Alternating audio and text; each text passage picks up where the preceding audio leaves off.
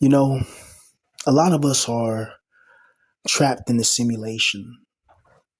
We're trapped by all types of irritations, and we're just trapped by a whole myriad of things that went wrong.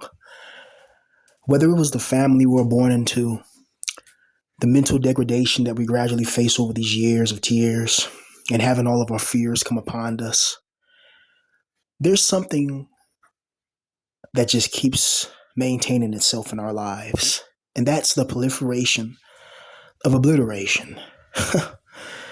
That's pretty much, you're going to always experience negative problems. You know, the other day I was walking to this place and I seen this couple, and the way they were just so happy, holding hands and just walking through the park. And I was like, wow, like their energy gave off like a carefree energy. And it was just so different from the energy that I have and energy that I'm currently facing and embracing. Like, you can see the joy in the girl's eyes. You can see the joy in the guy's eyes. Like they were genuinely happy, enjoying life, holding hands, and they sat on a little park bench and they started to like kind of cuddle. She puts her head on his shoulder, and it was like a damn movie scene. I'm like, wow, people are really living this type of life. It's just amazing to see that how different realities are trapped inside the same reality. you know, you can be homeless on the streets trying to survive. Meanwhile, somebody else can be in total heaven and you guys can be at the same place. It's absolutely brutal. It's absolutely ridiculous that some people get to really, really enjoy this life. They get to have all the things in life that you can't have and the things that you can't even imagine. A beautiful girl in their life, you know, a nice car, nice house, all the things that you wanted when you were younger or want right now. Meanwhile, you're suffering from depression, suppression of your inner voice and your inner soul and the spark of creativity and other types of spiritual innovations and growth accelerations. You're struggling with deep, deep pain, and you don't fit in anywhere you go. Everywhere you go, you're the outlier. You're the one people look at. You're the one people say, look at that person. He's different. He's weird. He's this. He's that. People are always constantly talking about you, monitoring you, looking at you, just spying on you. You know, you can have a good day, quote unquote. And back on the days when I was a NEET, a good day would mean just staying away from people, staying in your room all day. If you got weed, smoke it, maybe watch your anime, play your video games, and not interact with anybody. I remember for a time I used to go, days, without talking to people, even though I'm in the same house, with them.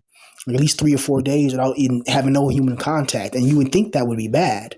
But for somebody like me who, I don't really mess with too many people, it was heaven. It was a piece of luxury. I wish I could be one of these YouTube streamers or one of these Twitch streamers that get to actually do what they love for a living and not really be bothered by people, that they control access to their presence. But, this life like that we live or forced to live is not for everybody. Not everybody can live this life. Not everybody has the mental fortitude to live this life, to go through the things we go through, the social isolation, seeing the world for what it really is, the lack of having female attention, ascension, and validation. It really, it wears you down mentally. It really does. And then it's the monotony. You got to find a job because you need money, which is an artificially created construct. So you have to find a job, go to a job that you're most likely not going to like, deal with an asshole boss, deal with asshole coworkers, and deal with just genuine asshole people. You know, it's absolutely brutal, and it's something that a lot of us just don't want to deal with and just don't want to be bothered with. But we don't really have any choice in this situation, do we? A lot of us had dreams, goals, and ambitions when we were younger. A lot of us really wanted to achieve good things in life. We wanted to achieve great things in life. We didn't want to be in this position we're in now. But there was something, as Kratos said in what God of War 2, the Sisters of Fate, something cut in our fate and making us be in this position where you're dealing with all types of mental issues. You're dealing with economic destabilization. You're dealing with wanting to have a good girl in your life, but you don't have the physical attributes to really attract a good girl in your life. Because let's face it, after you leave school, when you leave college, when you leave high school, when you leave things like that, you're not going to be surrounded by a bunch of young, pretty girls like that. The real world is this. You wake up in the morning, you go to your job, you deal with your coworkers or your customers or whoever you're dealing with there, the general whoever you deal with, then you go back home. And it's rinse and repeat if you're an unattractive guy. You wake up miserable, you get dressed, you brush your teeth, you do what you got to do, you go to your 9 to 5, then you come back and just try to survive the day. There's no holding hands in the park with, Marissa or Ashley or Lauren or Rebecca. There's none of that. You go home if you want to, get a little wank in, you go and watch some prom, and then after you're done wanking off, it's like, damn, you feel empty inside. Your soul is vying for viability. Your soul is vying for strength and a destination. Your soul is vying for rehabilitation, revitalization. Your soul wants that. You want peace. You want freedom. This whole world is designed to break us, designed to break our spirits, designed to break our merits, designed to put people in our lives who don't care about us, people in our lives who have their own psychological manipulative issues. When you go to your job every single day, do the exact same thing every single day for 40 years. How is that indicative of a creative growth spurt in the spirit? How is that good for your soul? How is that good for your mind? It's not. What's good for your mind is this: clarity, transparency, creativity, learning new things that can actually really grow your spirit. There's things of the world and there's things of the spirit. The problem is we're spirits trapped within the things of the world. Money is an artificial created construct, yet it's something that people are willing to sell their souls for. They create these foundations of economic stabilization and then destabilize it right in front of you. You go to your job every single day, yet you can't afford to really ever be rich or ever be a millionaire. They suspect you to be like a lab rat inside of a deep laboratory, just being studied and observed. And then now they have these artificial intelligence integration systems coming into place. They're going to have more biometrics, deeper biometric augmentations, different types of situations where, they're going to be able to predict, what you do in a day before you even do it because they got your pattern, Social media has been a blessing and a curse for a lot of people.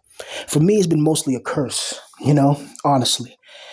And for some people, it's been a blessing. They've been able to rise up, make lots of money, get success, get fame, attention, and validation, and live out the most wildest dreams.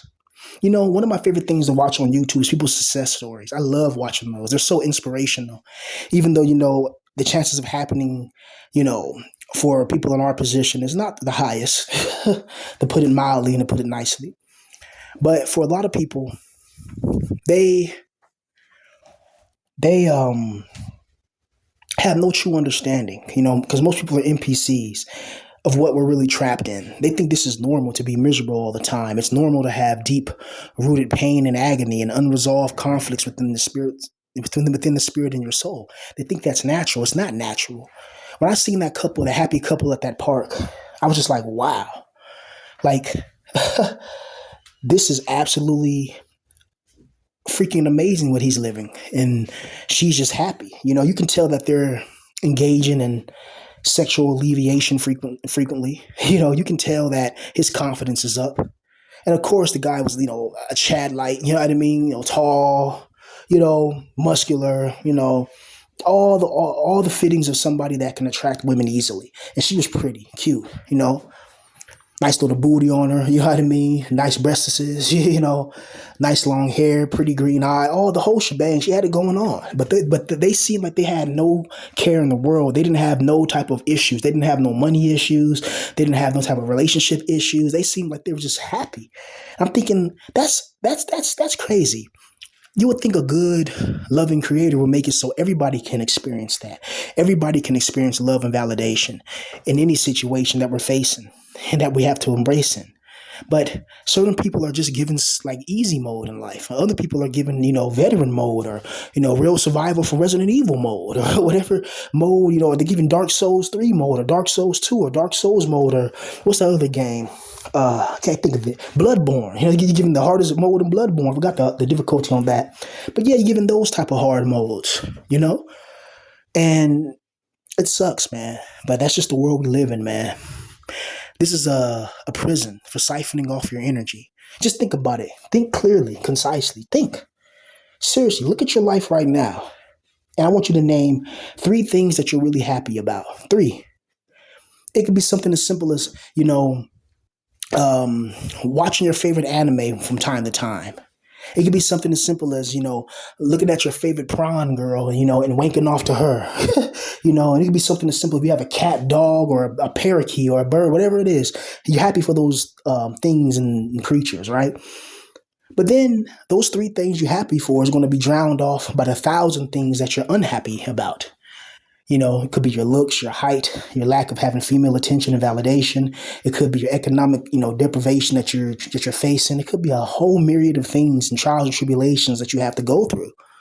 And there's no one there to help a guy in our position.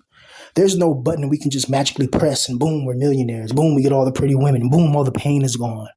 It's either this. You either make it when you're young and have a good, sharp mind, or you just find your little 9-to-5 job and wage slave into the grave. It's absolutely brutal. And they expect people to just accept this lying down and not even take it, or to not even take a chance on making it.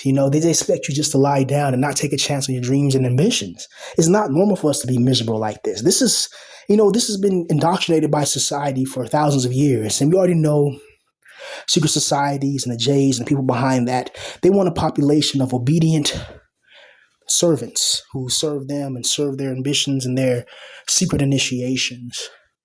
It's absolutely aggravating when you think about it.